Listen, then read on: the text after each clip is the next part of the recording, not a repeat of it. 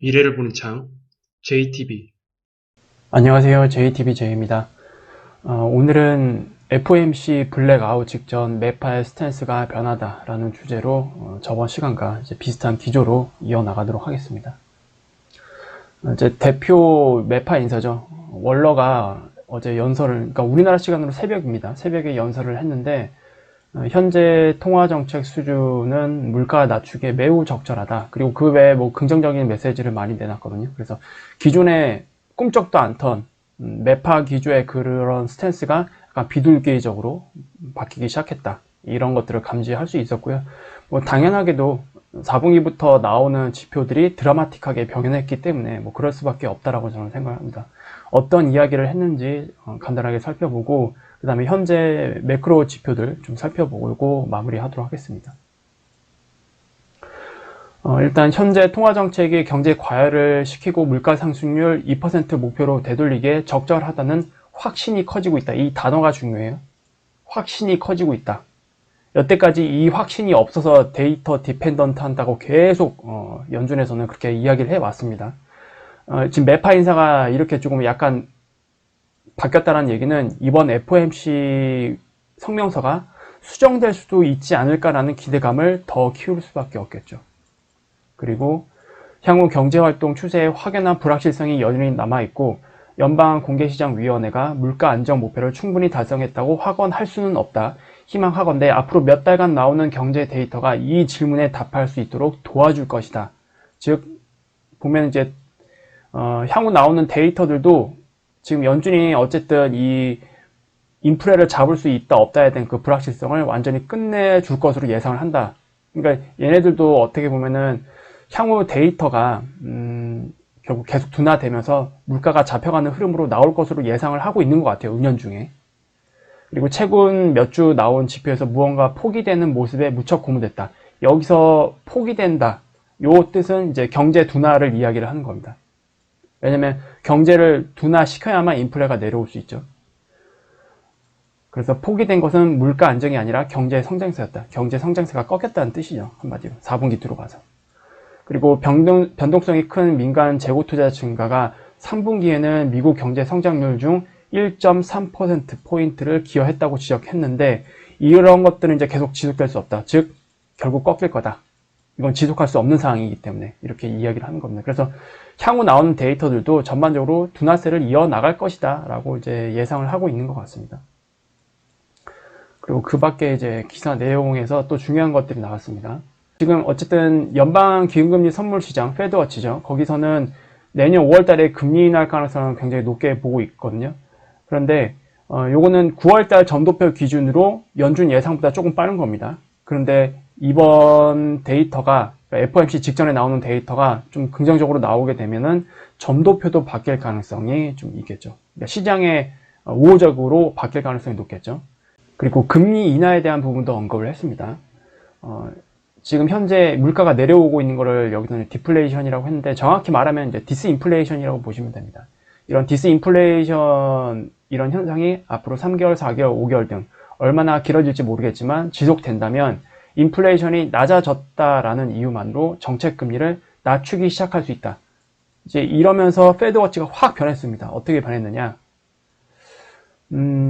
이제 하루 전까지만 해도 이게 보시면 이제 여기를 보셔야 되거든요. 이건 현재 내년 5월달 FOMC 기준입니다. 지금 현재 구간이 여기잖아요. 상단이 5.5%.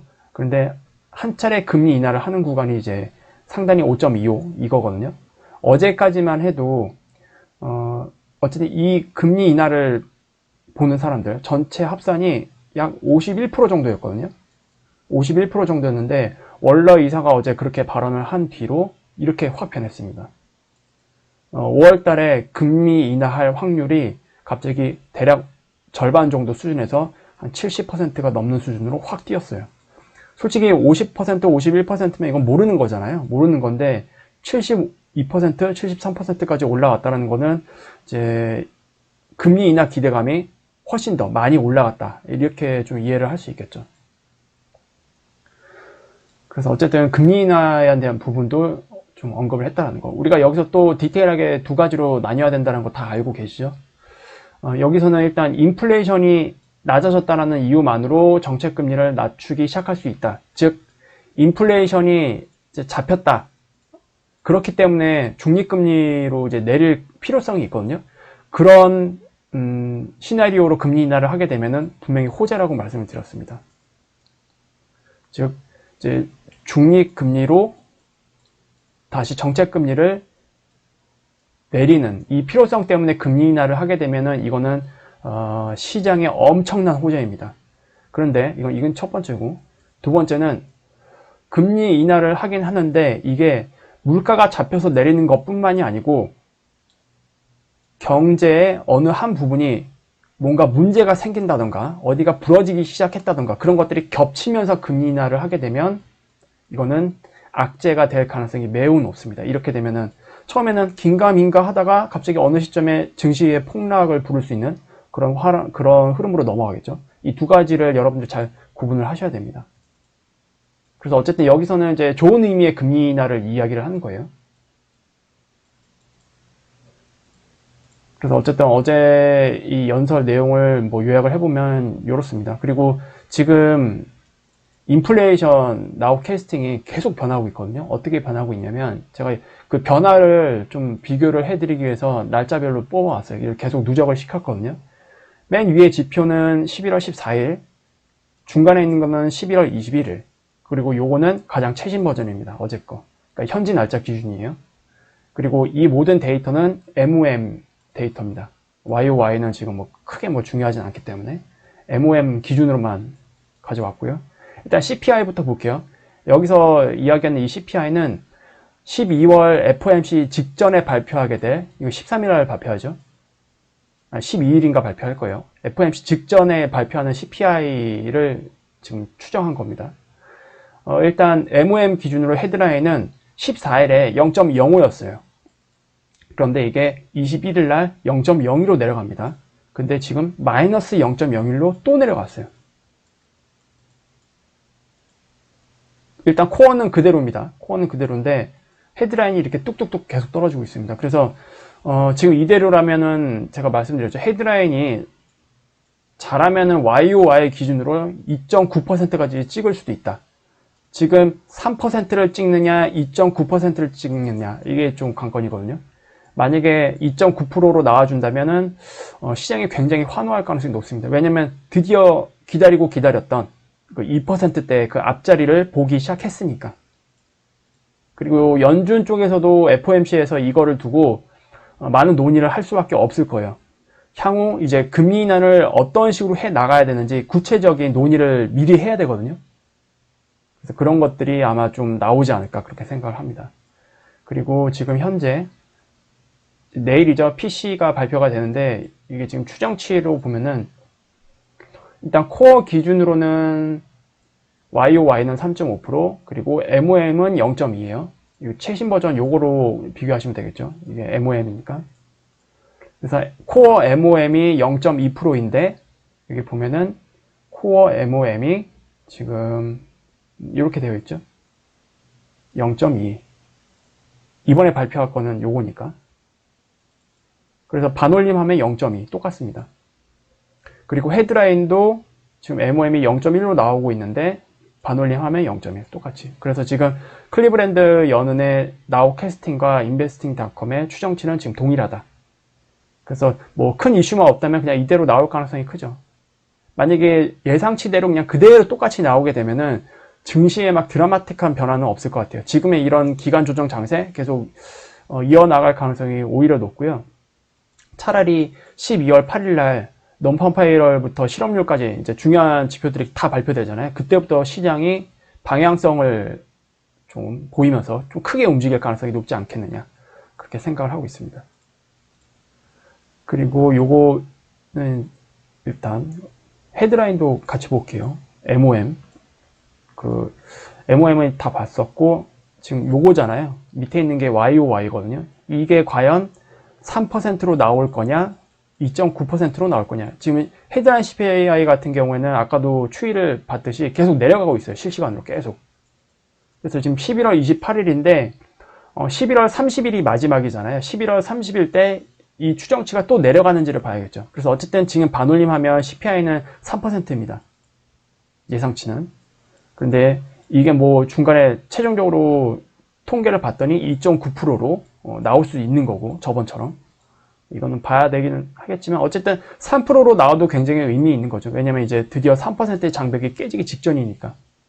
그리고 이제 12월 말에 PC가 발표되잖아요. 내일 발표될 거는 이제 10월달 PC입니다. 근데 11월달 PC는 12월 말에 발표되는데 거기서는 지금 추정치가 YOY 기준으로 2%대로 들어가 있어요. 그래서 우리가 연말 랠리를 기대할 수밖에 없는 그런 매크로의 환경이 지금 계속 만들어지고 있다. 이게 좀 중요한 거죠. 그리고 10년물 국채금리를 같이 봐야겠죠. 여기가 드디어 뚫렸습니다. 중요했던 이 라인 자체가 뚫렸어요, 드디어. 4.3% 정도 요 라인이었는데 어제 그 월러 이사의 그 발언으로 인해서 뚫려버렸습니다. 여기까지 내려온 장대 음봉은 이제 주택 시장 때문에 내려온 거고요. 그리고 이 라인을 깬 거는 월러의 그 발언 때문에 이렇게 뚫린 겁니다. 그래서 요거 때문에 지금 달러 약세도 계속 나오고 있고, 그 다음에 여기에 이제 원달러 환율까지 같이 영향을 주고 있습니다. 근데 원달러 환율 자체는 지금 반등 구간이에요. 기술적 흐름으로 보면은 반등 구간입니다. 이 하락에 대한 반등이 나와야 되는 그런 위치에 있기 때문에 일단 여기서 충분히 반등은 할 수 있다. 근데 반등하고 난 이후에는 요거를 깰 가능성이 매우 높습니다. 요거를 깰 때가 우리나라 시장으로는 이제 다음 급등 랠리가 되겠죠. 다음 급등 랠리. 그래서 당분간은 이 정도 영역에서 좀 놓을 가능성이 있고요. 그리고 요거를 이제 깨러 내려오는 구간이 아까 말씀드렸듯이 12월 8일 이후가 될 가능성을 저는 일단 높게 보고 있긴 합니다. 여기서 뭐 언더슈팅 나오더라도 다시 올라올 가능성이 저는 높다라고 보고 있어요. 그래서 어쨌든 여기서 어떤 방식으로든 반등은 한번 나오지 않을까 그렇게 생각을 하고 있습니다.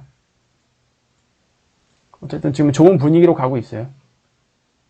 여기서 이제 추가적인 하락으로 인해서 이 라인은, 그러니까 이 하락에 대한 반등 이후에 그 다음 깰 때는 1250원을 이제 보러 갈 가능성을 우리가 좀 열어놔야겠죠. 그게 아마 내년 초까지 계속 이어지지 않을까, 그 흐름이. 그래서 올해는 작년과는 다르게 좀 산타 랠리를 좀 기대할 수 있는 그런 환경으로 지금 만들어지고 있다. 그렇게 생각을 하시면 될 것 같습니다. 그리고 이제 마지막으로 스케줄을 좀 볼게요. 제가 아까도 말씀드렸지만 12월 8일이 굉장히 중요하다라고 말씀을 드렸죠. 12월 8일이 이때입니다. 그리고 12월 8일부터 13일, 뭐 요 사이일 것 같긴 한데 이때 어떤 내용들이 있느냐.